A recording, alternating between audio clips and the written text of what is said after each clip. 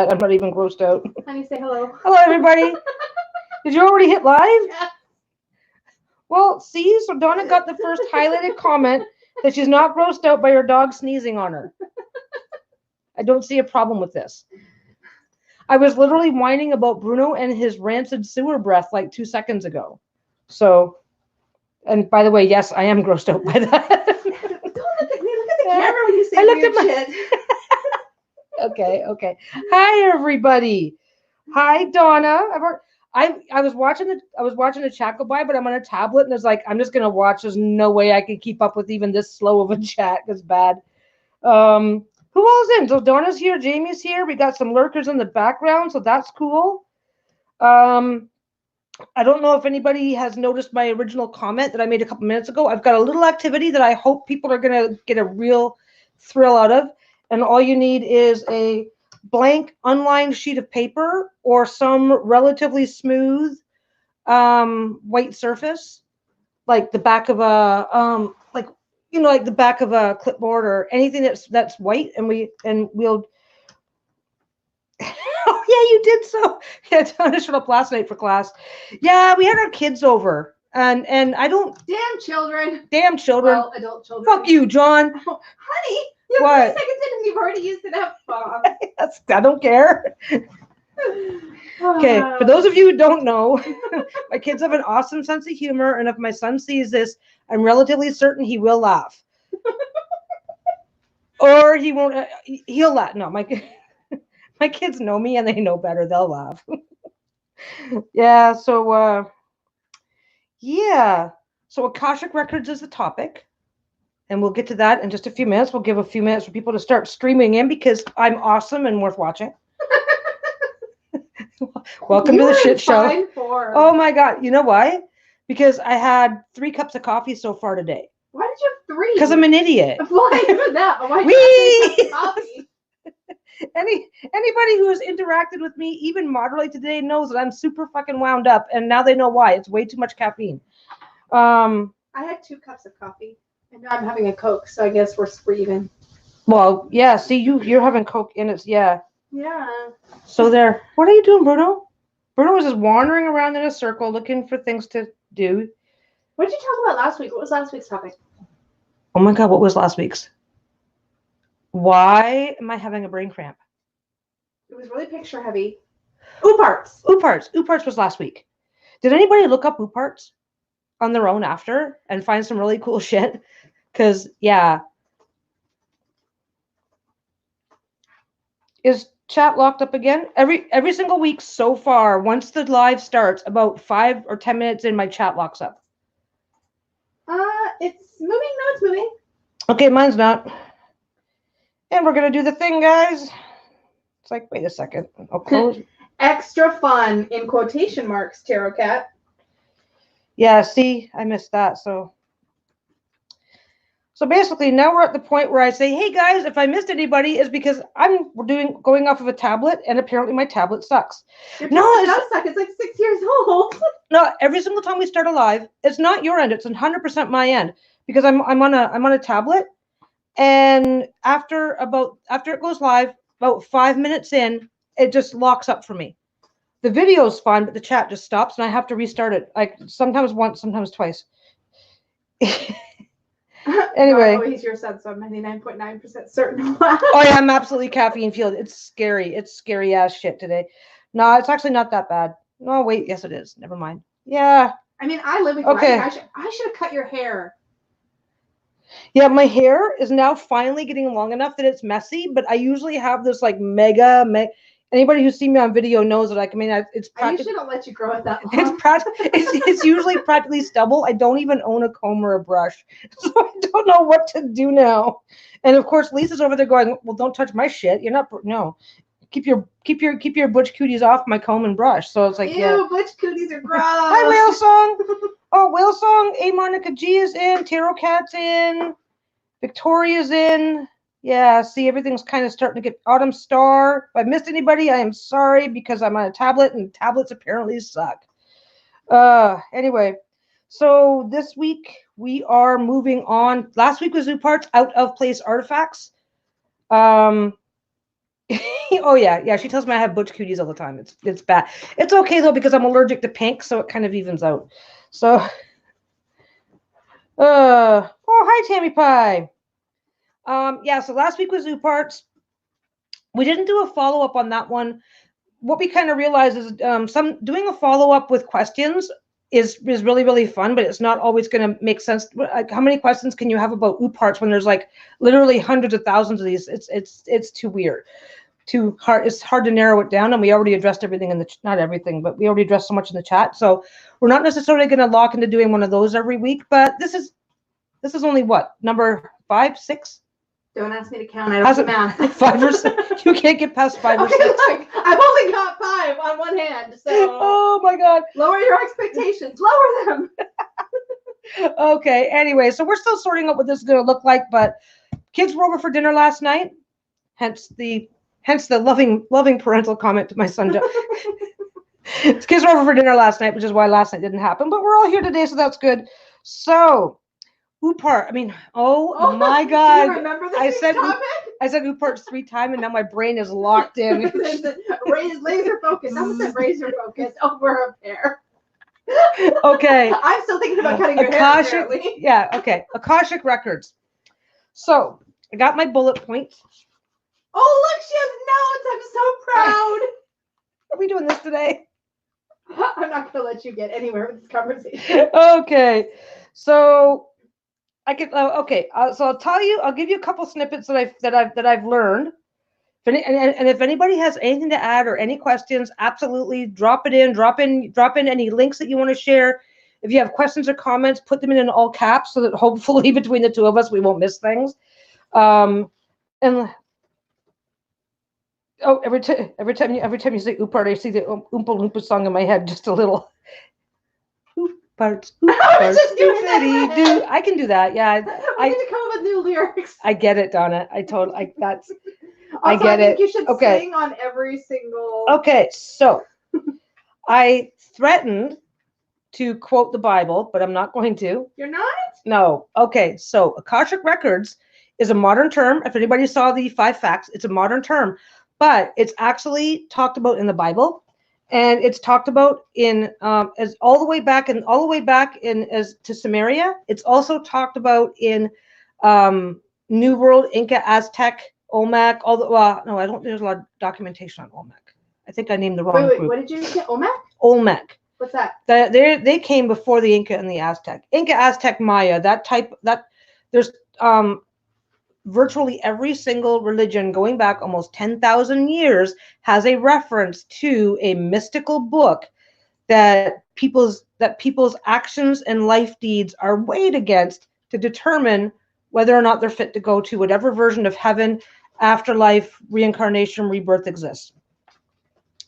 Just going to say it the most complicated way possible. In the Bible, it's called the Book of Life. In Egypt, it's called. Wow, this has got a really weird light coming on right now. Are we getting a glow from somewhere? Your tablet and your glasses. Oh, my glasses are reflective. Okay, so what am I seeing here? I need to stop paying attention to the chat. Anyway. I typed as you to give people a link to 5 facts. Oh, okay, that's kind of cool. Yeah, that's what confused me, friends. I'm really confused. I didn't type anything. Just go ahead and have a good time, guys. I'm just going to babble in the background. This is fine. This is supposed to be a social event, so yeah. Anyway, okay, so in the Bible, it's referred to as the Book of Life. Now, if anybody's ever heard of the Book of Revelations, which is the most obvious reference, blah, blah, blah, and Armageddon's going to come down, and all this shit's going to happen, and Jesus is going to take all the souls, and they're going to, I don't even want to try and get it right, because I don't, and everybody's going to be weighed according to their deeds and where their standing is in the Book of Life when it's all done. Those are the Akashic Records. Akasha is a Sanskrit word, so from India, and that was in the 5 facts. It was basically, it means upper sky, it means life force, it means vital force. Back in the mysticism, spiritualism age in North America, we would have referred to that as ether. The ether, your spirit in the ether, the astral plane. So it gets basically almost immediately you can see connections to almost every religion in the world. because the reference, the words are different, but the reference is identical. A book that exists that is referenced after you die in terms of your soul's activity on earth. In some cultures, it's related to reincarnation. In other cultures, it's just simply yes, no, getting into heaven. In Egyptology, it's not referred to as a book. It's referred to as the Hall of Truth. And did you just do the thing? Cute. Okay. So in Egyptology, it's the Hall of Truth, because I'll get Hall it. of Truth or Hall of Records in Egyptology? Hall of Truth. Hall of Truth. Because you go into the Hall of Truth, and then they bring down the Book of the Dead. There's the Book of the Dead is extensive. So, and I can't remember where the exact link is, but when you the exact link between documents and whatever, but when you in Egyptology culture in Egypt,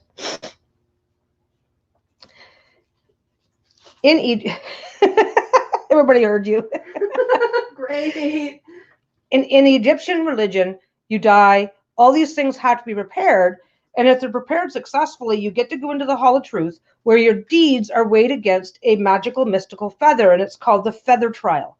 And your heart has to be as light as the feather, and it's the exact same concept as Book of Life in Christianity or Akashic Records in the more modern New Age spiritualism. Because if your heart weighs more, then you have to have a light heart. You have to be, and the book of life in the Bible, there's a book of life and a book of death, and your deeds on earth determine which book you get put into. The Akashic Records, it's all one, and you just look up a single record, but it's all the same thing. There are these mystical records that are written that can be referenced after you die to weigh and judge your soul. And this gets really, really convoluted because it's deeply connected with the soul, the spirit. It's connected with chakras. It's connected with auras. It's connected with a ton of spiritual practices that pretty much exist globally. And it's not only mentioned in Europe and Asia, but it's also but the book, there's a reference to it. I found the reference. I forgot to jot the note down, and I tried to look for it again today, and I couldn't find it. But in and I can't even remember what it was. The Aztecs, the Inca, and the Maya were basically the three main civilizations that occurred in like Central South America. So they become kind of interchangeable if you're trying to sort something out. I think I said that right. If I didn't say it right, that's fine. Yeah, a feather heart, hence the saying a feather heart. So you called it hamster farts. I didn't. Okay. So in those cultures, there is also a reference to after you die, the gods look down and weigh, and I believe that is related to the weight of the heart as well, but they weigh you according to your deeds and your misdeeds, based on what the book says. And they have, now they didn't necessarily have a lot of writing in their society, so they had a different thing. Now, this is going to take a jump to the left and then a step to the right. But anyway. And now we're all singing Rocky Horror Picture Show songs. Caffeine, no. I'm sorry. Blame this on caffeine. I don't, yeah, it's sad, really. You have a 2 coffee limit from now on. Yeah, pretty much. So, cultures that didn't have such a strong, cultures that did not have such a strong link with literacy, they called it the Tree of Life. Let's just give a minute for that to sink in. Yeah, the Akashic Record was suggestive that nature didn't lose its experience, and the information accumulated with it was available forever. So we've got possible links to the Tree of Life. We've got links to every single religion that had a method for weighing and measuring the purity of one's soul after dying. It's all Akashic Records, all of it, and it goes back over 10,000 years. So the modern view of Akashic Records, we're just going to jump to the future again. Oh, auras, Scientology. Auras are actually not Scientology. They're No, I don't. There's another term in Scientology for those things you hold. Oh my God, Oh, those what's that things. Oh, those called? freaking holding some cans and a little No, meter they're goes not up. cans. Wow, they're not cans, but those things. There was a book called Going Clear. Yeah, what's that freaking called? Do I care? No, sorry, Oh. Carry on. Please. Okay, the concept of aura has been around forever. In the Bible, Jesus walked around with a halo that certain people could see. That was, and basically, by the standards with which we define the idea of an aura, that's what that was. Which is going to, you know what? I'm just going to cut to this. Who brought along a piece of what? Who's got a piece of paper with them as suggested? Not me. Too bad. Why didn't you get me a piece of paper? Will it work with lined paper?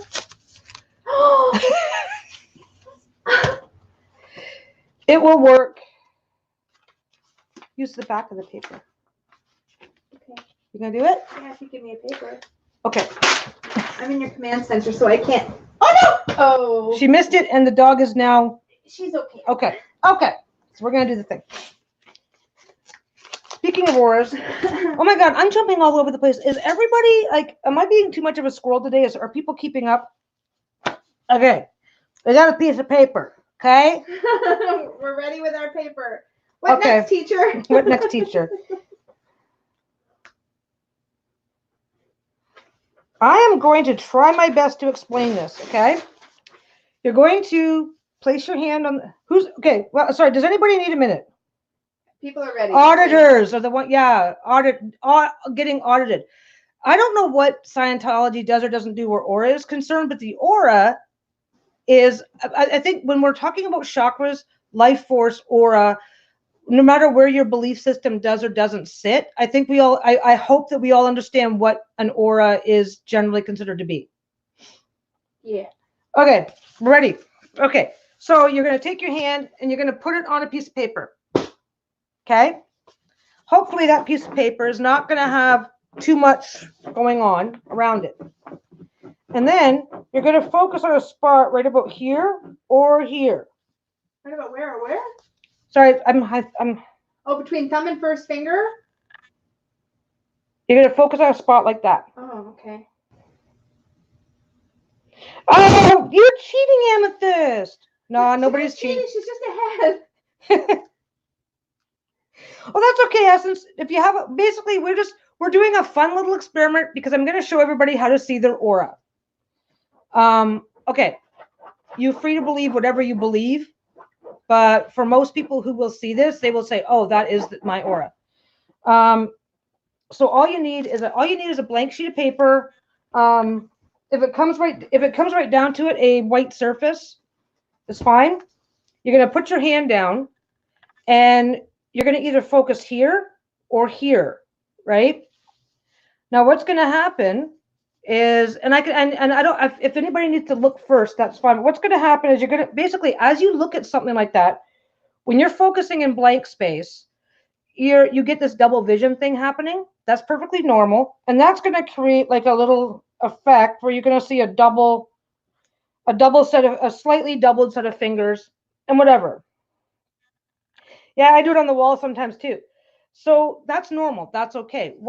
So now you've got this like blurred hazing around your fingers, but what you're going to notice if you just try to relax, and sometimes if you blink, you have to start over, but it's kind of like one of those with practice things. But then what you're going to notice is that outside of that double vision field is going to start to glow. It'll look like it's glowing. Except that, okay, when your vision doubles, when you do the double vision thing, those areas aren't doubling. I mean, so this is where like, yeah, you'll probably want you'll want enough light to clearly see the paper. Honestly, okay, you can do this if you practice enough, you'll eventually be able to do it with different colors of paper, different colors of it. It gets easier the more you practice it.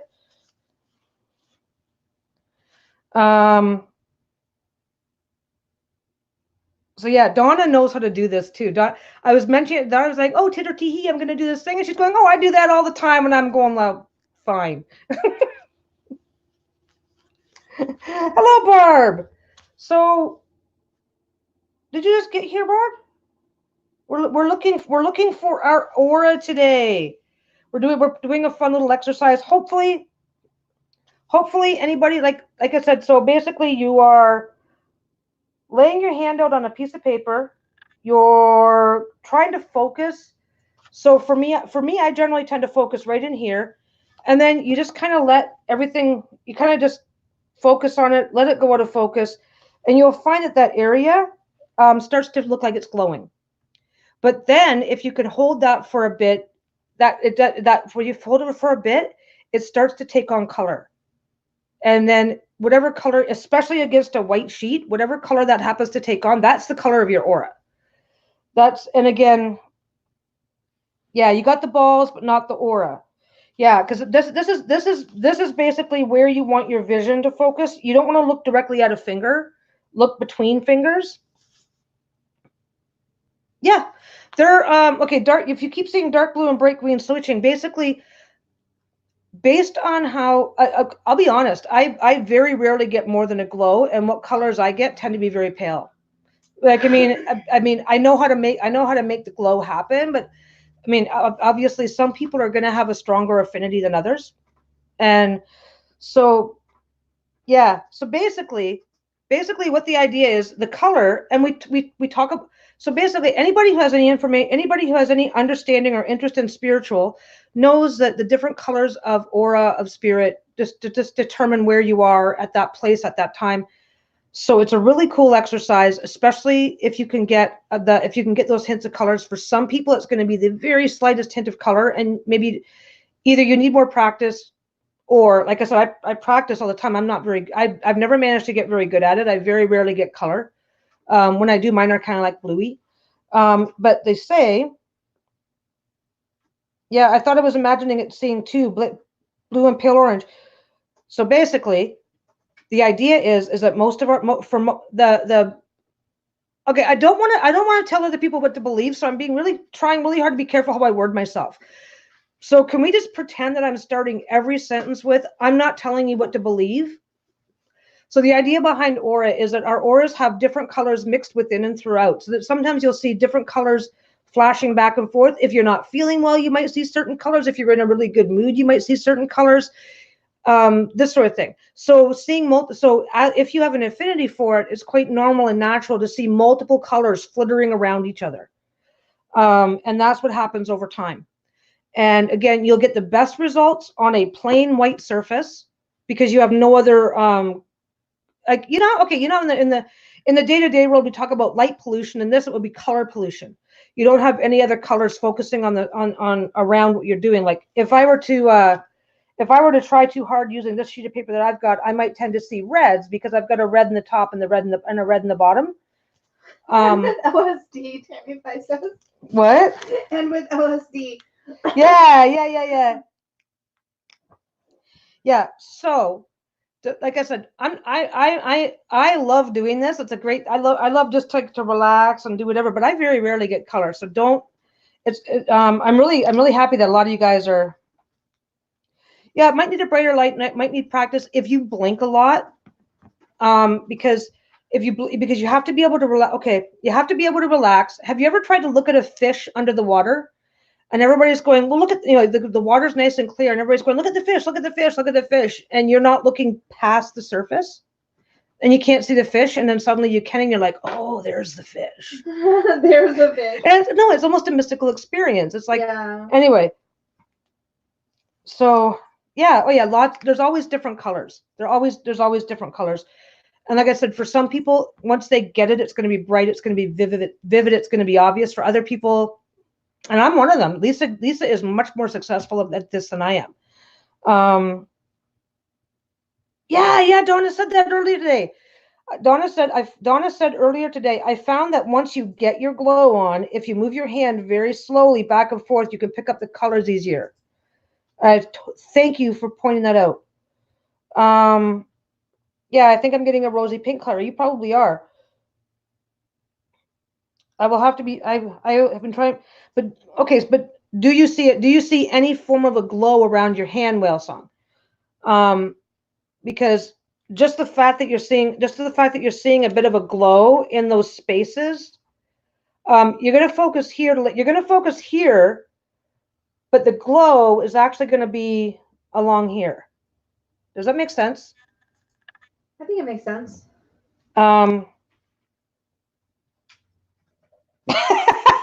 Kim J just got dogged. Well, look at his aura. Shove his nose on the paper. Hey, Fluffy, here you go. Wonder what colors Bruno's would be. Oh my God, I'm so sorry. Essence 81, I'm an ass. I didn't do a very good job of explaining that. First off, I drew the picture tracing my hand. I drew the trace just so I could show where to look. And I'm so sorry that I didn't explain that very well. Yeah, just. Barb says I was sedated today, so my brain is a little slow. Yeah, don't draw anything. Don't draw anything, guys. If any of you've drawn anything, take that out. I was just using it to show you where you're focusing and what you're looking at. And I'm so sorry I didn't point that out. It's really easy. You know what it is? It's that thing. If you're good at something, it's easy to forget to tell other people steps that they need to think about or don't think about. And yeah, I do this all the time. Like I said, I see a bit of color now and again, but not a lot. I've had a couple of really intense times, but anyway, so what am I doing? Has random strange question. Has anyone experienced one of their spirit guides as just light? That's interesting. Oh. I don't think I really have a spirit guide. I think you do. You maybe just haven't met it yet. That could be. I'm enforcing my beliefs. I'm an asshole. I probably scared it away. You probably have a belligerent guide. Yeah. Oh, there you go. Thank you for finding that, honey. So there you go. So if you see, I mean, if you see multiple colors, then those are the things that are kind of influencing you right now. But yeah, some people see auras all the time. Guys, I literally learned how to do this while sitting on the toilet. Well, we had plain white walls in that bathroom at the time. What can I say? I was bored. What I will say. Epic. Okay, so do not actually trace your hand. That was me over explaining and then forgetting to do. Well, maybe I do. I'd like to think I do, but then again. So put your hand down. Focus in, and like, you don't have to like do this. It doesn't have to be crazy. Like you can focus right here, but you can focus here, but the actual aura will show up kind of. You'll see your finger. You'll see the double image of your finger because you're staring, and then you'll see another image one layer out from that. That's where that's the layer that you want to see, and. Yeah, see branches of light. So, what is the case? See branches of light. Yeah, that would be trippy. Ooh, cool. I'm just gonna read for a while, guys. Just keep this going. Keep this. I know they are. Anyway. Ooh, little people like the Fae. That's kind of interesting. When I was little, I always felt like my grandfather was with me, but he passed away. So, anyway. Relaxing makes it easier. If you try too hard to focus, it's almost. You ever do those optical illusion puzzles where you kind of need to let your eyes unfocus? You kind of need to do that a little bit. That's probably why I don't. That's probably why I have a hard time with this, because I have a hard time with those kinds of puzzles too. So there's that. So that is the fun, cool activity. This is relevant to tonight's topic because. So who else? Colored nail polish probably would mess it up, Barb. But if you flip your hand over so that you can't see the nail polish. Flip it over. Yeah, flip it over. Because I had colored nail polish and I did. I mean, you could even just I mean, you could even just put your hand down. You can even put your hand down like this and just look over here. It's easier between fingers to get started. It's easier to look between your fingers to get started because you're creating a much bigger. You're creating a much bigger space to see it in. That's where I had the easiest time was in that spot. Right here. Really I go right about. I try and look right about here. Yeah, I was actually even almost a little further out, like this far out. You still went there and then lean back. Yeah, Yeah. it's a little, and it's a little different for everybody, but I can tell you right now, everybody can do it. Everybody can do it. And some people just need more practice than others. Maybe you just need that quiet moment. If you're a little too distracted, or if your eyes are dry and you're blinking a lot, that sort of thing, that can mess you up. It's like, look at just, if you have a hard time with stereograms, then expect to have to practice a little more. A stereogram is those pictures where you see this weird design, and if you stare at it and let your eyes unfocus, a picture pops up. Right. Yeah, that's a stereogram. If you can't do stereograms, you can still do this, but don't expect it to take a little more practice. Mine was white, like a white glow for a while, and then I started to be able to see. Oh, Corellia, did you try the? Did you have no success with the exercise at all, Shadow Moon? I haven't honestly. Ooh, yes. Save the chart for later. I know there's going to be some people who just simply can't do it. So far, I've never met that person. I'm hoping that we can stay with my perfect record, and everybody will get something sooner or later. So I hope.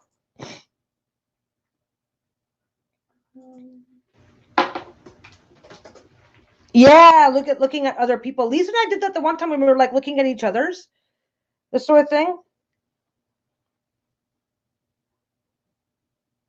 Oh, okay. So we're gonna go back.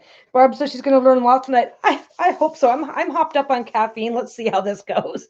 Okay, so the relationship of the aura to Akashic Records. We have a concept. There is a concept that was a New Age concept where everybody was referring to the spiritual plane, the spirit, the energy of spirit as the ether. Does this ring a bell with anybody? It's kind of an old term, like 1930s spiritualism. Yeah, I do. Yeah, once you sit and chill, it will come to you. So that's a fun thing. So basically, the concept of Akashic Records is that same energy that creates an aura is also energy that is stored in the Akashic Record. It's stored in this ethereal plane that exists after death, and that now, according to Edgar Cayce, it's not an actual book. It's not a physical book, but it's whatever the person who has learned to access the record imagines it to be. I mean, honestly, we're a literate society. We're going to imagine a book. Illiterate societies imagine a tree of life. Akasha basically means life force. Akashic Records is the records of the life source. For the Akasha is the aura. Akashic Records is everything that we do is recorded in the hall of records, in the book of life. I gave you my paper. Now everything's a mess over here. I'm sorry. It's all my fault. Is it? Oh my God. Screw you. Okay, so we've got book of life, hall of truth, tree of life again, book of life, book of remembrance. And we've got a relationship to the chakras. That's from Avatar, honey. Oh, I know. Oh, you're doing that to me, are you? I was just typing in the chat. I said I had to put it out because it's my favorite way to imagine the Akashic Records for visualizations. Oh, that's true. Okay, okay. Really cool. They show them tapping in and getting all their ancestral memories and all this stuff. Somebody Did you not loves turn me. Your phone off? Nobody ever calls me. Wow. Anyway, I usually have it off. Oh, there you go. Whale Song saw, what all do you see? Yes, the side edge of your finger. That's where you start to see it. And then with practice, you can start getting more and more of it. Yay, Whale Song! Sorry, I'm just going to be yeah, I'm the cheering section now. This is what it's like to be pagan. Yes. Show and tells. Okay.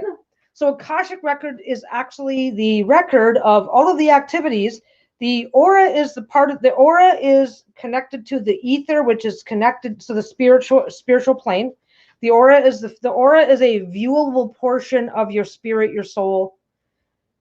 And I'm not going to pretend that that's everybody's belief, but this is the generalization that I was able to look up.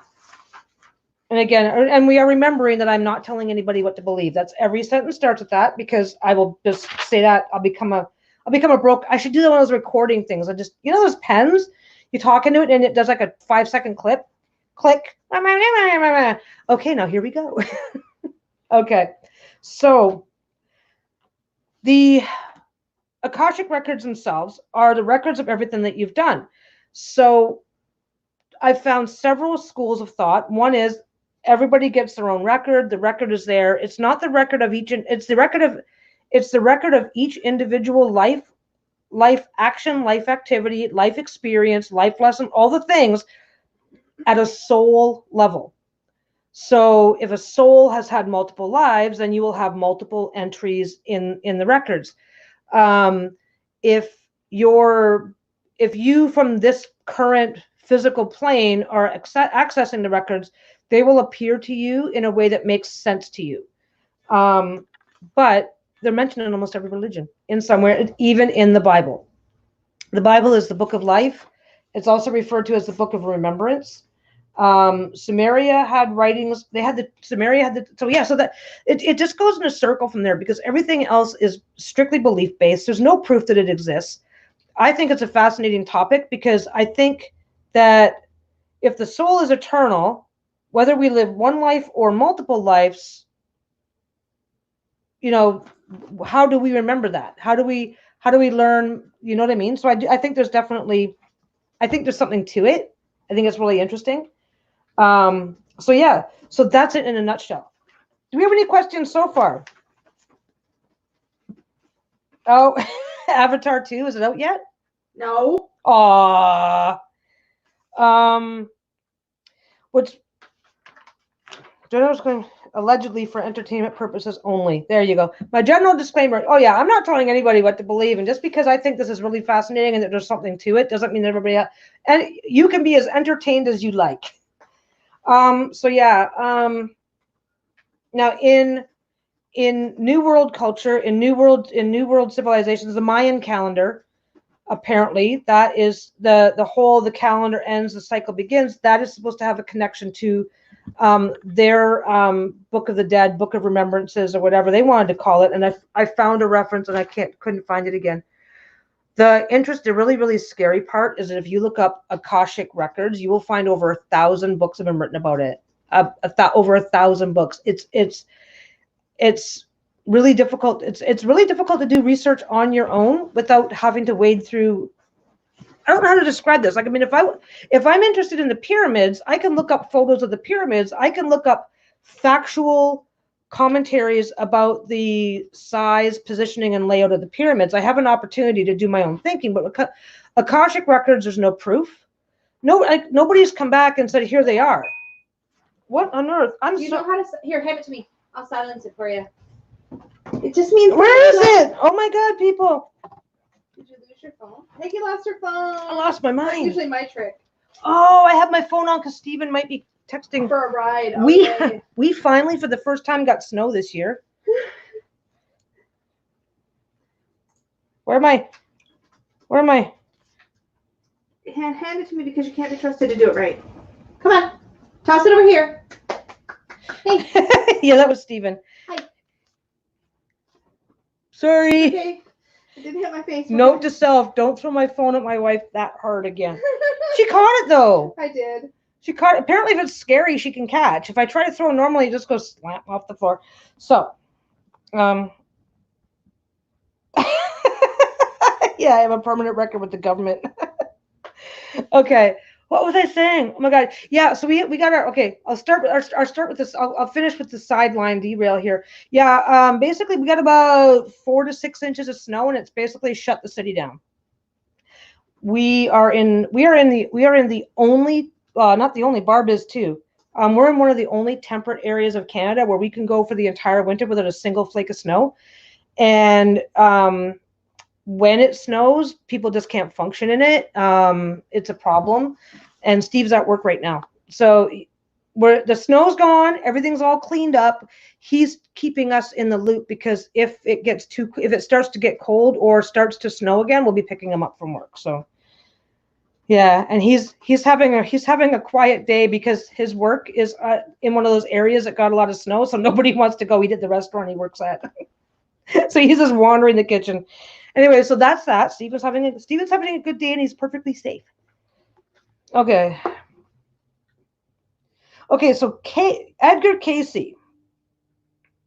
Yeah, it takes about 2 inches for Eugene to shut down. Yeah. You mean they only have the keys to your record? I'm sorry. What comment did you make, hon? Because I was trying to say that I don't think other people can peek into your personal Akashic records. But then that's what Edgar Case does. That's what I was just gonna say, because Whale Song literally said, "How would that explain what Casey?" Yeah, privacy doesn't exist. Oh, privacy that's disturbing because I feel like privacy exists. Well, but don't forget now. Okay, the concept of Akashic Records is a very, very spiritual concept. Now, the Akashic Records are a record of there's no sense of privacy, sense of ego, sense of this is mine, this is not yours. There's no sense of that on the ethereal plane, the spiritual plane, whatever term that you want to use for the life after death plane. So it's not an issue that matters, if that makes sense. So spirit on a spiritual level, blah blah blah. Edgar Casey, you would say, oh, I want to know about this, and Edgar Casey would say, what's going on? You would say, I've got this going on in my life. What should I do? Edgar Casey's going to go, okay, well, I looked at your Akashic records and it says that this is a challenge of your lifetime and this is what happened in your previous lives and this is what you need to do about it. People don't go in. The concept of browsing the Akashic records like you would browse a library isn't there either. It's I guess it's an ethics of spirituality. I mean, I wouldn't do that either. So it's yeah, if you give permission to a psychic to read for you, then they may be pulled from the Akashic record. The Akashic record is very much tied in with the concept of karma too, because if you access something for personal gain, for personal power, for personal anything, then you're going to pay for that karmically yourself. So it's like imagine living in a world where if you stole something, it doesn't matter whether you ever get caught because it's written in a permanent record somewhere and you're going to be called accountable for that later. That's kind of the concept. So Edgar Casey definitely, Edgar Casey was the Mrs. Kravitz of the Akashic neighborhood, peeping in everyone's windows with permission. He would only do this as part of giving a reading for somebody who requested one. The Akashic Records concept were very much something that he popularized with his work, and he made it pretty clear that he never really felt the need to look at. He never peeped. He never felt the need to do that because it just was not karmically a good idea anyway. So he was very much opposed to that idea.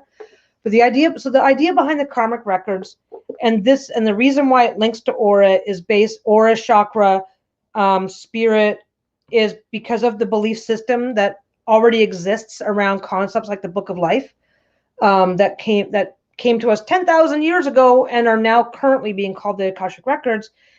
Is that there's a record of everything. It's there. It's viewable. Now, Edgar Casey would access the Akashic Records to help a person deal with current life problems, or he would do past life readings, or he would do. And now he always said that he could also see the records of somebody's future lives to come, but he would refuse to talk about it while in his trance because it was irrelevant. Because if you, he would say things like, "I can see by the record that if you don't solve this problem in this life, you will be addressing it again in the next." This sort of thing, because his philosophy was that you can change your records.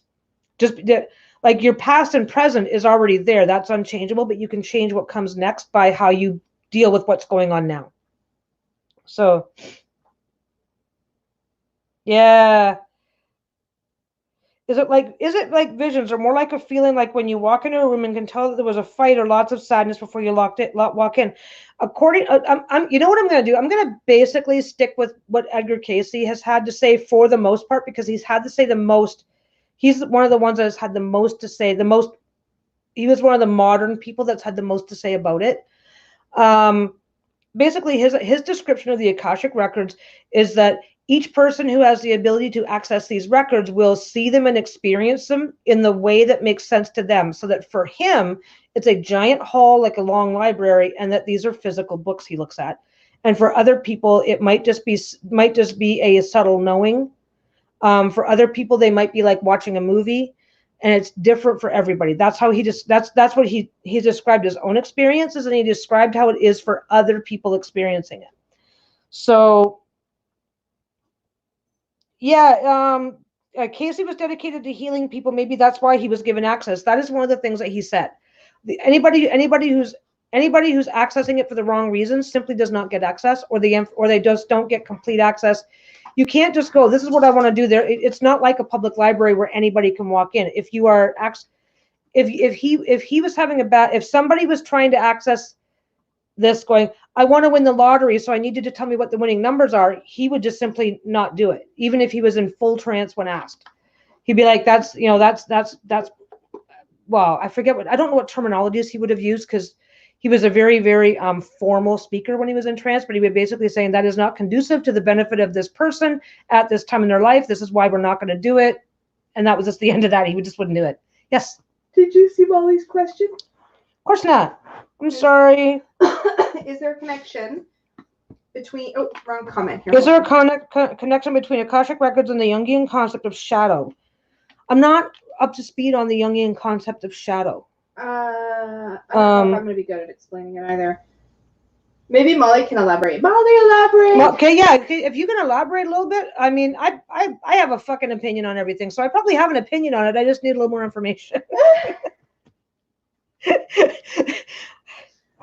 Okay, I've never lied. Anyway, so now the interesting thing, here's a little tidbit though. Edgar Casey has said that there are copies of he has said that there are 3 separate halls of records where the records are stored on the material plane on this earth right now. And he said that one is under the left foot. There's a chain. He said there's a chamber under the left foot of the Sphinx, and in that chamber is a manifestation of the Hall of Records on Earth. And the funny thing is that a few years ago they discovered through ground penetrating radar that there is a big opening under the Sphinx. And the only reason why they haven't gotten permission to dig down and go into it is because they're afraid that the excavation work could collapse the Sphinx. But it's a big chamber and they don't know what the heck's going on. So where are we at? Yeah, if you know, I do that all the time. I'll just like, dude, yeah, this is true. This is what's going on. It's like, how do you know that? I don't know. Just know, and it turns out I'm right. It's weird. Where are we? I'm missing stuff.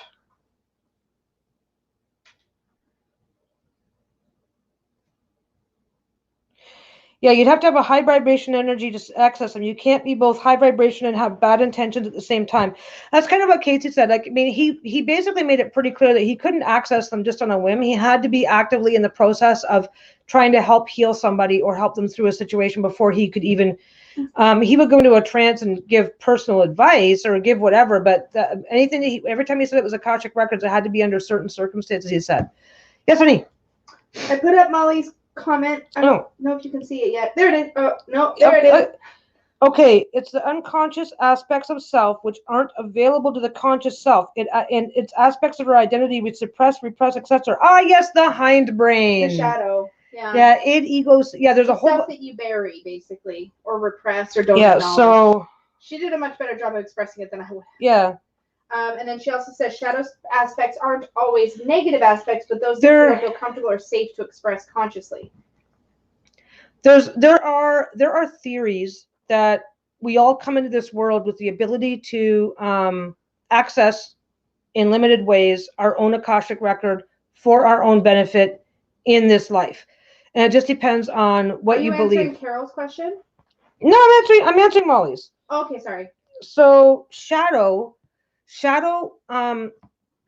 according to the kind of stuff that was discussed, shadow in this case, if I'm understanding the stuff I've read about Akashic Records properly, would be like you kind of over the course of your life recognize, oh, these are some bad habits that I do that like bring me down, cause me problems, whatever that I need to work on. So there's that, but I don't think it's I don't necessarily think the two are deeply connected, because one is a very specific spiritual belief and the other is more psychology. And I know that I think they could have layers. there's layers. Other, Everything's everything. You know what? Everything's interconnected. Is it recommended to access your own? Like, what would be the benefit? I have no idea, honestly, because basically it's always everything that I've read that talks about it from both a religious standpoint and from like Edgar Cayce and other spiritualist standpoint, is that like if you need to work more on something, then I don't know how to express it. Just try to express it any way you can, and we'll. Like if you need to work more on getting a better job, but you're not confident at work, then reading it for yourself isn't necessarily going to change anything, but having somebody else bring the information to you in a way that helps you. Like, I think that's kind of what tarot does for us, though. It helps us tap into that stuff. I think it helps us tap it. I think I think we're back to it's interconnected, because people like, okay, you do past life readings and you have no problem doing past life readings, but I don't think I've ever really seen you be very successful doing one for yourself. I've harder. done it once for myself, but it was really harder. hard. Because it's harder to trust it when it's yourself, I feel. Yeah, it's harder, and it's harder, and it's more draining. Yeah. Because it's always easier to do something for somebody else. When it comes to spiritual personal work, it's always easier to help somebody else. Physician, heal thyself, right? It's always easier to help somebody else do it than it is to do it for yourself. I think it's absolutely possible. I think it's absolutely attainable. I don't know if it's always going to do the best for you. Because if you were to just suddenly open up this big book and says, "Oh, here's all the ways you've screwed up your last 10 lives," and here it's like, that's not necessarily empowering. It can be more demoralizing. I don't know. I mean, I do think tarot definitely helps you connect with elements of spirit, elements of your spirit, your spirituality. So there's that. Oh, sorry, I had to step away and do mom stuff for a bit, but this may have been covered. Is this on par with enlightenment? I believe it is. I think it is. The Akashic record is a record. Like, imagine your grade 1 report card, your grade 2 report card, your grade 3 report card.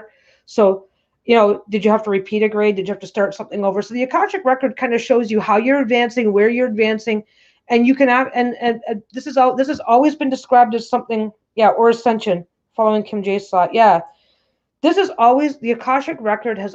Okay. In terms of the book of life and spiritual beliefs where there is no reincarnation, it is just simply a book that is looked at to determine your final judgment in the afterlife. It's a one-stop, do not pass go process. In belief systems that allow for reincarnation and past lives and multiple lives, it is definitely a record of how you're doing, how you're progressing, and whatnot, to tell you where you're succeeding, where you're failing, what you need to keep doing. And again, it's like looking at a report card of your various lives and how they've helped you, hurt you, and what you haven't learned. That's definitely the spiritualist version of that's what Akashic records are. Specifically, Akashic records, definitely multiple lives, reincarnation, and every connection that has to do with that. Amethyst Ascension keeps getting pulled away. Yeah, we're getting a lot of that tonight. Maybe Sunday is. I have kids over. I had the kids over for dinner on Sunday, so I couldn't do it. But maybe focusing on keeping it on Sundays is going to be the priority most of the time. Weekdays are a little bit more hectic for everybody, I guess. But yeah, so what else was I able to learn about Akashic records? Edgar Cayce is a fascinating resource because he talks in detail about it, how the process works, what it does, what it doesn't do. He talks about the way that he talks about the Akashic records being accessible to those who are trained and initiated. Apparently, well, and again, the references back to religions as they existed 10,000 years ago, it was normal. It was a normal part of everyday life that a mystic could look at your records for you. A mystic could look at the book, that specially trained priests or whatever, however you want to look at it, but we're reaching back a very, very long time, that this was accessible, it was accepted, it was considered a normal part of living, dying, and living again, which was really, but isn't judgment right? but an accounting of it all. Yes, that's the Book of Life. That's the more Christian belief. It's the Book of Life idea is very much a one life. You get one life. You get your one life. They check the book to see how you did, and you get judged based on that, and that's it. It's a very singular process, and like I said, the more spiritual Akashic Records out of India process is the same idea, but it's multiple lives. And so how you did in this life determines what challenges and issues you'll be dealing with in the next. Did you talk about it in simple English? I do better with single. Yeah, he does. A lot of there are books about Edgar Cayce talking about past life regression and the Akashic Records. And a couple of those books were actually written by his son. So his son, the languaging is a little bit more modern. They take the actual reading that he did, which is fairly formal languaging, but then they just break it down to regular English. But they're also older books with a very strong Christian slant. Basically, Edgar Cayce's personal belief system was, okay, Christianity is all these things, but we get to experience it over the course of multiple lives before God decides whether we're going to heaven or earth. So what he said in his trances and what he believed is part of his Christian practice didn't quite mesh. So a lot of terminologies are Christian and Christian based, but it's a lot easier to read. It's an accounting of every little detail, but from an objective view. It is a 100% objective. It's like reading a history book, apparently, where it talks and everything's available. But apparently, there's this like immediate digital download where you can you don't have to go into a 2-day trance and filter through every single aspect. You can just go, I want to see this, and boom, there it is. It's like there's no page turning. It just automatically is at what you need. It's it's like this. It's an intuitive metaphysical process. So I can't get it.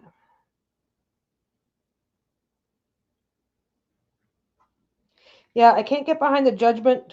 Oh, wait, sorry. I'm sorry, I'm going in two directions. According to Sylvia Brown, when we pass over, we go to the Hall of Records and go in front of a committee of people, and you let them review your life and discuss what you feel about it. Yeah. Where's the rest of it? Whether you stayed on your path. Whether or not you stayed on your path, yes. And then the next life is, yeah, and this is how Edgar Cayce described it too. It's like when a person does die, then these records are opened, they're reviewed, and he doesn't really say by who, because he is very clear that what you see and experience is based on your own perception of what the afterlife should look like to you. And then your next life, the challenges and goals of your next life are predetermined before you're even born. But if you do well, if you do well on this life, if you meet those challenges and problems and priorities in this life, your next life becomes a total crapshoot. Or different priorities come up, and you do have some autonomy in deciding, but you don't have the idea is to reach a state where you can break out of the death and rebirth cycle. So that's another aspect of the Akasha, the Sanskrit, the Indian, the Indian Hindu belief system. While Hinduism, every single religion in India that I'm aware of has some form of a belief in Akashic Records, in the Akasha, and then the ability to use the Akasha to review the current life, the past life, and everything. Yeah, it's a judgment is more of an assessment.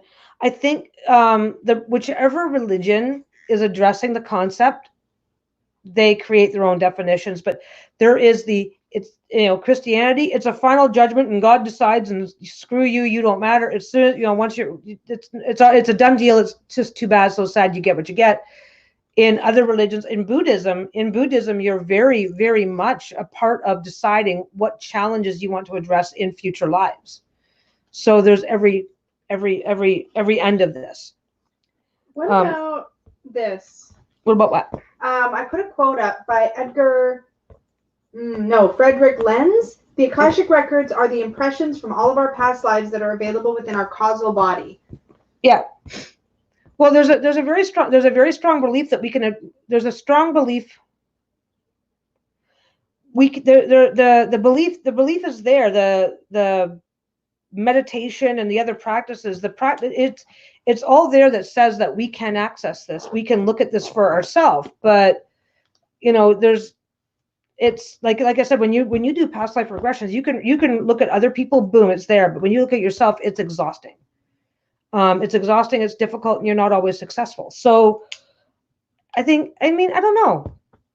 I don't know how I think about that. I mean, we all kind of have our own thoughts and feelings about what we should be trying to accomplish in life, and nobody has the same two thoughts and feelings. And that's just the knowing. That is just you come into life kind of knowing that this kind of stuff to begin with. And that is definitely, in most belief systems, has a relationship with the aura, and I forget what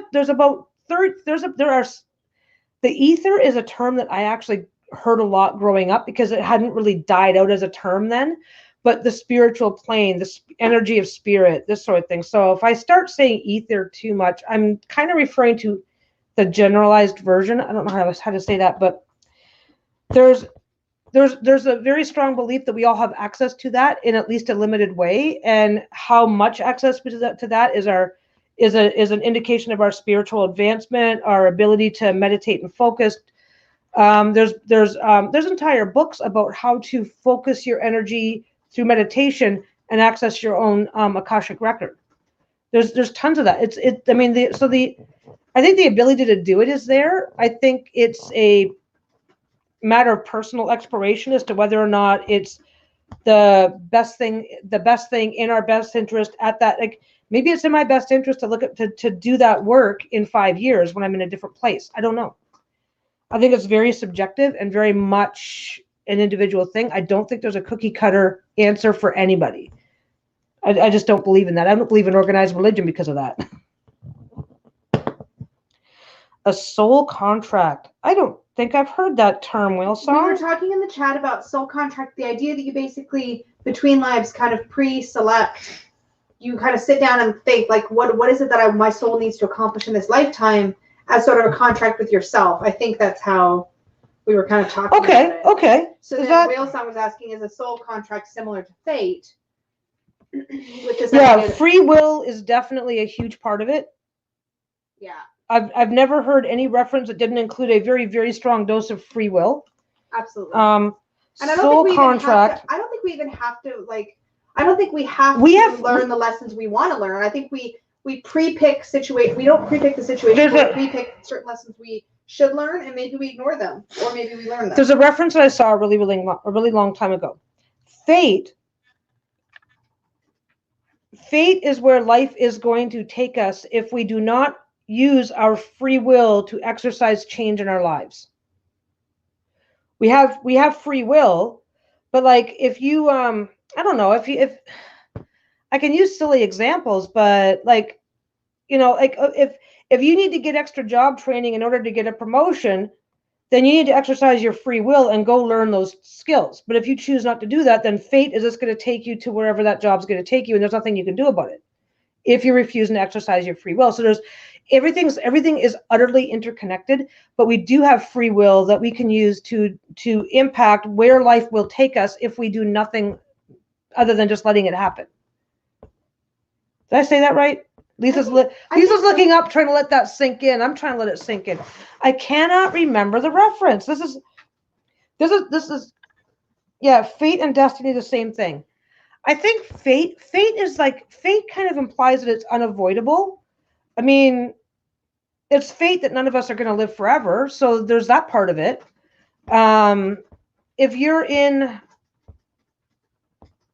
like, I don't know. I think that, yeah, there's both. Yeah, Molly says, I mean, we have free will, but we also have others impacting our lives. There's both. So yeah, we have both. I mean, we have both. So it's like, it's how we navigate that determines what our ultimate fate is going to be. As I think, and the Akashic Records has a strong relationship to, and like I said, there's two schools on this, because the school that says we only live one life and once you die, that's it. It's just a record, and says, well, this is your pass or fail. This book will let us know whether you passed or failed at life, and that's the end of it, and you're done. The Akashic Record, the concept behind Akashic Record is, this is what's going on. This is what so it's more of a guidebook. It's more of a This is what's already happened. This is what's going on now. And it is. It's like a tarot reading. It's like a past, present, future tarot reading. Really, it is. Like, does the universe or the greater balance of our eternity care if we have to repeat a grade? Probably not, but our soul probably cares. Yeah. I don't know. So the Akashic record is the Akashic record is the Akashic record is linked very much with, well, it's basically the terms. Yeah, it's very much linked with Eastern philosophy. And it's very much linked with Eastern philosophy. It's very, very much linked with ancient religions, but it has a very strong, the Akashic record concept is very, very disconnected with Western theology, religion, and spiritual beliefs. I think I did that one right. Does that one make sense, guys? Am I making sense to anybody? Wait, repeat what I think we put Donna to sleep. Oh no, she's still here. Sorry. Wow. So much faith in your ability to entertain. What was the last concept you were talking about? Because I confused myself. Oh. I confused myself. Confused us too, but I missed it. Okay. So Akasha is the spiritual energy that's around us, in our aura, in our chakras. It's also in the air. It connects us to the Akashic records, the Hall of Records. It connects all things spirit. And that's recorded. That's what the Akashic Records is. It's basically the recording on the cosmic plane. So Akashic Records are very much connected with Eastern philosophy. It's also very much connected with ancient religions, because most ancient religions had a very large degree of error that favored a belief in reincarnation. So our current idea on Akashic Records and the current idea on ancient religions is very, very much connected. Western religion, on the other hand, Western religions in general, and that is Christianity, Islam, and Judaism, and other pseudo-Christian religions or whatever, they're very disconnected. Abrahamic religions, maybe. Well, those are the three. Well, those are the three big ones, and those are the three big ones. Catholics, Protestants, they're all interconnected. There's other belief systems as well, but they do not. They have a similar structure, but they're very, very disconnected from the idea of reincarnation. So the end result is a completely different belief system that resonates around that. So as much as I want to nod to those and go, look, this is even mentioned in the Bible, and it's mentioned in the Bible, but the Bible is also a one life, one chance concept. So they're not the same. Multiple life, multiple chances concepts, it changes the conversation completely. In the Akashic record, so are ghosts connected to the Akashic records? They probably would be. But that's my guess. It's like Christianity doesn't really have space in it for anything that exists outside of you're born, you live, you die, God judges you. Western religion doesn't have a space for that. So the concept of ghosts in Western religions is very, very confused and confusing. Concept of ghosts in other religions makes perfect sense. I've even heard or read that we give ourselves so many exit points. Exit points how? I'm very curious. Oh, hi, Brianne. I'm not entirely up to speed on the chat, so I'm missing a lot that's going on in chat, guys. I remember one of my exit points. Knew it right after. Oh, pivotal moments. Okay, this is many, many years ago. Someone or something tapped on my shoulder in the middle of the night. In my tired state, I said, "Not now." Oh, okay, no, that's something else.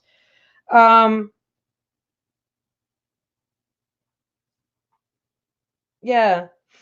Oh, Iridescent Sea said this too, babe. If you look, I had it up for a second, but then I didn't want to make it confusing. It's going to be up. When you end up in your Akashic records, it feels like you're in the place where all that can be is known. Yes. I wish that I could have brought back more information. So frustrating.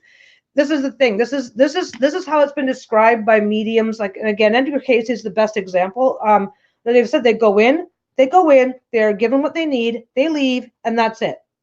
They don't get to browse the library at their leisure.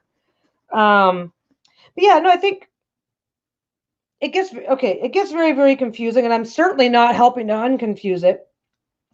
I think it's a fascinating Eastern religion concept. I think it has a lot more validity than what Christianity has to say about life and the afterlife. And the Akashic record, the idea that everything that we do is the idea that everything we do leaves a record behind makes sense. Like, I mean, if you're on a computer, if you don't delete stuff, it's there forever, right? Like, Christ, this is YouTube. Clear YouTube that cache, people. Clear your history. Clear the cache. Clear the cache. So, no, it makes a whole lot of sense on a spiritual level that something like this could and should exist. Because otherwise, you know, like, how do you evolve if everything is completely and utterly wiped away? Like, you know, it's like, it doesn't work. It doesn't from a spiritual level, it does not work if things are not, if there's no record. So yeah.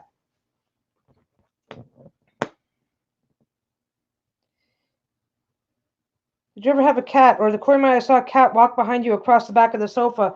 I have had several cats in my life. What color was it? What color was it? My best cat, the best cat I ever owned. My God, she was awesome. I would be standing, minding my own business. I'd hear a little out of the corner. And I'd look just in time to catch her as she jumped up into my arms, climbed up onto my shoulders, and then draped herself around me like a scarf. She was an amazing cat. Tabby. No, I don't know. Oh, she was like all kinds of colors. She was a calico. She was a calico of no fixed breed. But yeah, no, I've had plenty of cats in my days, so. Ooh. I'm actually more, you know what, our dogs are the first dogs that I've ever had in my life. I've always been a cat person before this. I've always been a dog person, converted. Toadstool Tarot. I don't know if it was discussed already, but I believe I saw a biography show on Nikola Tesla. They said that he accessed most of his ideas from connecting with the Akashic records. They also said the same thing about Leonardo da Vinci. And who was the other guy? Because these guys talked about just kind of going to sleep, going into a deep sleep, and then waking up with these ideas. It's like, yeah. I gotta look that back and see what the shadow was that went across the screen. See where it is. Well, I've got a quote from Nikola Tesla so that I can put up.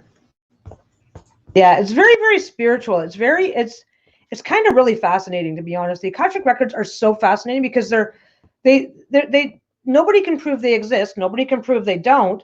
And yet every single spiritual person that there is, my brain is only a receiver in the universe. There is a core of which we obtain knowledge, strength, and inspiration. I have not penetrated into the secrets of this core, but I know that it exists. Yes. This is a very interesting thing that happens. Like, just, you kind of wake up one day and you just know something. That's like, why do I know that? That makes no sense.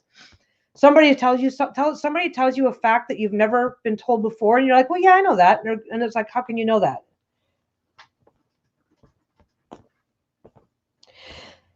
Connecting with the Akashic records would definitely be the muses, the fates, the three fates. The idea of a record that could be accessed outside of human experience has existed for 10,000 years. I think that we all come from a core religion. I think that there was a core religion that basically migrated around the world, and we believe the same thing. We believe in the same things. We just do it differently now. Like, all religions have the same basis and some of the same things. Like a book that is accessed between lives or after death in Christianity, or between lives in most other religions. How can that book exist globally for the last 10,000 years if there's not a root religion that started the whole thing? So yeah, collective unconscious, the whole thing. That's all Akashic records, all of it, because it's like the spiritual subconscious library. It's just fun stuff. I don't know what to call it. I really don't. I mean, well, I know what to call it. I just find the topic itself really, really fascinating, and I think it's really, really interesting that no matter what religion you're talking to, no matter what religion you're looking at, no matter what belief system, okay, outside of the Western religions, when you start looking at Eastern, and when you start looking at other religions, you find that this belief in someone, something, some book, some process that remembers every single thing about who you are, who you were, what you've done in this life, the past lives, these beliefs are universal. The beliefs do not change. The structure changes, the process changes, and what God is attributed, was given the credit changes, how to access it changes, but the fact that this exists does not change in 10,000 years, and it doesn't change until Christianity came along and said, no, we're going to change things up. It doesn't change. We ask to travel to them in our dreams, I think, when we access that information, and that is claircognizant, clear knowing. That is exactly what it is. That's kind of what it feels like for me. Because I kind of get that sometimes. I literally just effing said that. Oh, yeah. Yeah, I just kind of get that sometimes. It's like, well, it just makes sense that this should be true. And it's like, but no, it doesn't make sense that is, yeah, but and it's like, I can't explain it. I just know it.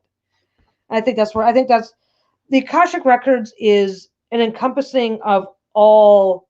It's not just your personal report card. It is everybody's all in one place. So if there's a larger lesson to emerge from all of that, it's there too.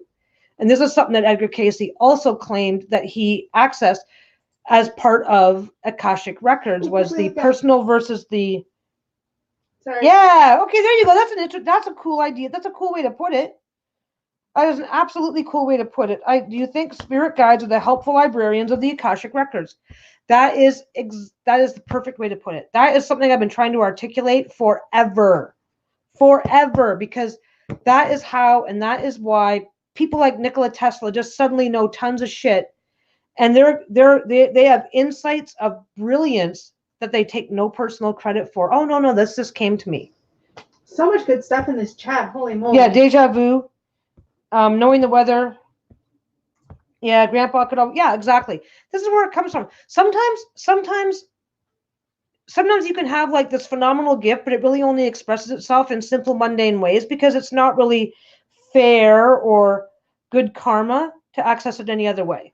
Oh, Tree of Life. Do you want me to bring up that image? Oh, yes. The the Sumerian Tree of Life. Yeah. Sumerian Tree of Life. Yeah, that was a perfect way. That was a perfect way to put it. This is the Sumerian. This is the Sumerian Tree of Life. This is a concept of Akashic Records that you use. This is a reference that's also in the Bible. Take this book and eat it so that you will know what's in it. It's a weird thing in the Bible that came up. This is from something that I encountered years and years and years ago. And this concept, because don't forget, back then most societies were illiterate. So a physical non-written version of this. So in this picture here, basically the Tree of Life is the leaves and the flowers and the fruit is all knowledge and experiences that they're taken from the tree, and that's how they build. That's like their visual manifestation of the spiritual realm.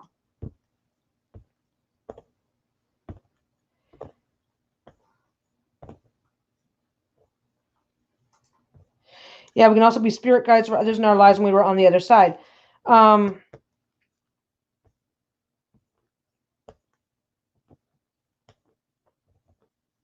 Yeah, what's her name? Sylvia Brown. Sylvia Brown wrote so many. Wasn't she the one that wrote like Saved by the Light or like all these books about near-death experiences or something? I may have read a couple of her books and just not recognized the name. My mom read tons of her books. Yeah. Or had tons of her while books. We utilize all of our brain, we only have access to so much of it at once. I wonder how powerful we really are, but most of us can utilize what we know. There's a very strong belief system that we could in the past and lost the ability, or that we are societally working towards developing the ability to be able to just simply access the Akashic Records at all times and just be spiritually perfect beings. That's what a lot of spiritualist groups have described as the ultimate goal of humanity. I mean, it's an absolute science. Remember, if you've ever seen a science fiction concept where somebody ascends and becomes this being of spiritual light as part of, and there's tons of science fiction and science fantasy around that. So, oh, Barb Sauer in person was disappointed. Celestine prophecy, yeah. Did you read it? Oh no, I read back in the day. I couldn't remember. I couldn't. It's recall. a fiction book, but it's really fascinating if you're into this. Okay, no, I'm thinking of something else.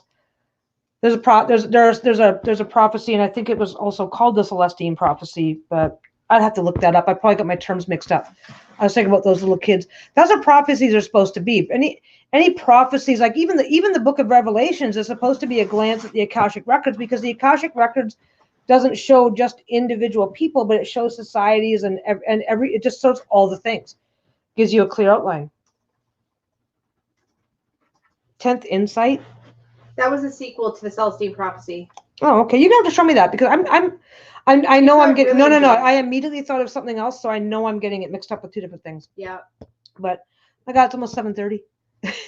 We have to think about stopping soon. We gotta know what our next topic is. This topic is so good, though. This is a really interesting topic. It kind of goes, okay, but the thing is that this is a topic that kind of goes in circles, because you can look at individual ideas and thoughts within the circle, but there's nobody. It's like, well, where's the hall again? Is that on 15th Avenue? I'm gonna go look that up. You can't do it. There's nothing. You've got, in order to really, really, really dig deep into the concept of Akashic Records, you have to literally start studying religions globally going back 10,000 years. It's crazy. I wonder if Ouija boards and pendulums and our library cards of the Akashic Records allowing us to physical thumb through the index. Thumb through the index. I think that any tool that puts you into a receptive meditative state puts you in a state where you can, and because of the way that the concept of Akashic Records is described by so many people that have experienced them, if you put yourself into a receptive state, you can act like a sponge and collect information that you need. The Akashic Records, though, don't always give you what you want, because that's not the point, because that's just bad karma and harmful, so it doesn't happen that way. Where's my hat? Did you lose your hat, babe? Oh, I did not lose my hat. But is it almost hat time? It's almost hat time. I think we've kind of, except for diving deep into individual beliefs and practices, which then again, and it becomes a circle.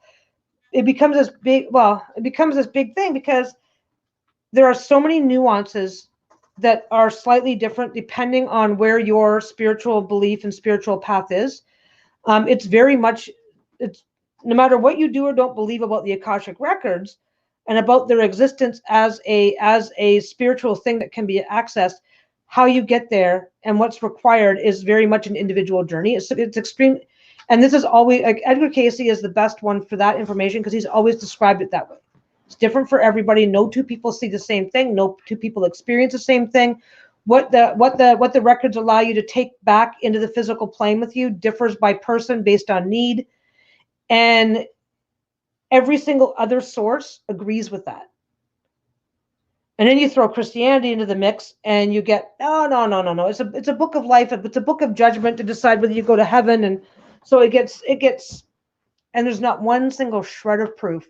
It is a strictly take it on faith argument, which is fascinating in and of itself. But it goes in a lot of very big circles, and then it starts circling back on itself. But it's definitely a topic that's worth exploring, for sure. Are you digging your hand? I'm digging my hand on the hat. There's not even a warning. No, I'm actually, you know what I'm doing? I'm actually checking to make sure that nothing fell out, because the hat was kind of sitting in a corner this week. So I don't know. Has anybody got anything to share or questions? Or, I mean, I don't want to do the abrupt thing, but I also don't want to end up beating it to death and the conversation stops being fun. So, but yeah, I mean, oh, I'm glad you're enjoying it, Monica. Indra's Web. Iridescent Caesar says, look up Indra's Web. It's super interesting. Indra's Web? Yeah, INDRAS Web. Is it a book series? I don't know. was just a mention of it. You guys were talking about different. Oh, this is cool. Okay, I'm gonna read it out loud. Okay, Mickey, really quick. Lisa's reading stuff out loud. Listen, kids.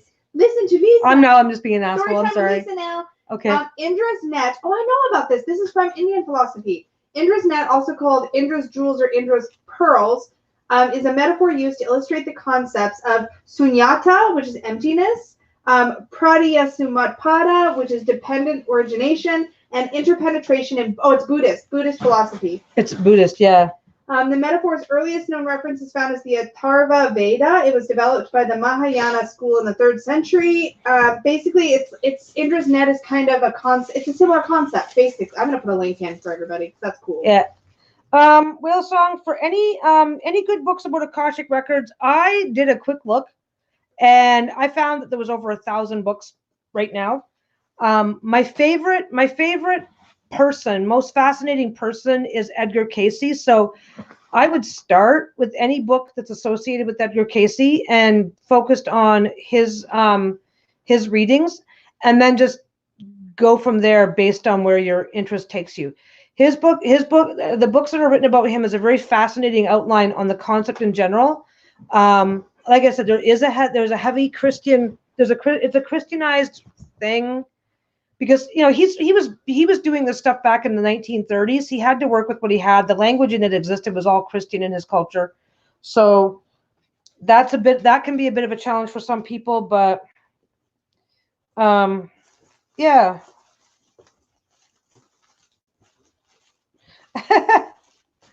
Yeah, if anybody who has a good book to suggest, put it in the comments. Put it in the comments after. Come on back and put it in the comments later, because that would be like so. Yeah. I haven't read a good book about the Akashic Records in like years. I really haven't, because everything's online now. But if you look up Akashic Records online, you'll find tons and tons and tons of references. You're teasing us with the hat. I'm teasing you guys with the hat. Okay, we're gonna wrap this up, and thank you very much, guys, for coming and hanging out with me. This has been fun. We're gonna pick our topic for next week. I'm stirring the hat. I'm hoping not to shove things in the corner so that I can't get them back out again. What is next week's topic? Wonder if we're gonna. Yep, I got 2. I'll put that one back. Oh my God! You guys got some really. Guess what next week's topic is, guys? What is it? I'm just gonna hold it up. Nostradamus? Nostradamus, guys. Awesome. I'm excited for that one. Okay, Nostradamus. He was a. My God! You realize that all of these are connected so far? We've got a.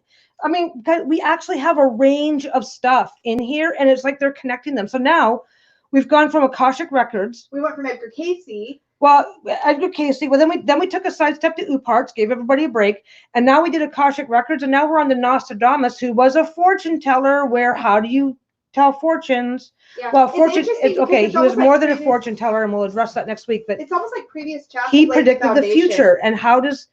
He predicted the future by accessing spiritual records. So cool. My God, that's so. We've got to put more topics in this hat and see. Yeah, because they're connected. Don't forget to comment below if you have topics you want us to add to the hat. Because if yes. they're not already in the hat, we'll add them. Yeah, if you have a topic to add to the hat, comment below, message, do whatever. We've got a few. We've got a few links. We keep telling ourselves that we're gonna like grab the links from the comments and actually post them at the end. And I don't think we've managed to get that done right. By we, you mean you, because I am not taking credit for that. But I'm blaming you for that. That's how it works. I do everything else. You can do that. I talk. I'm the pretty one.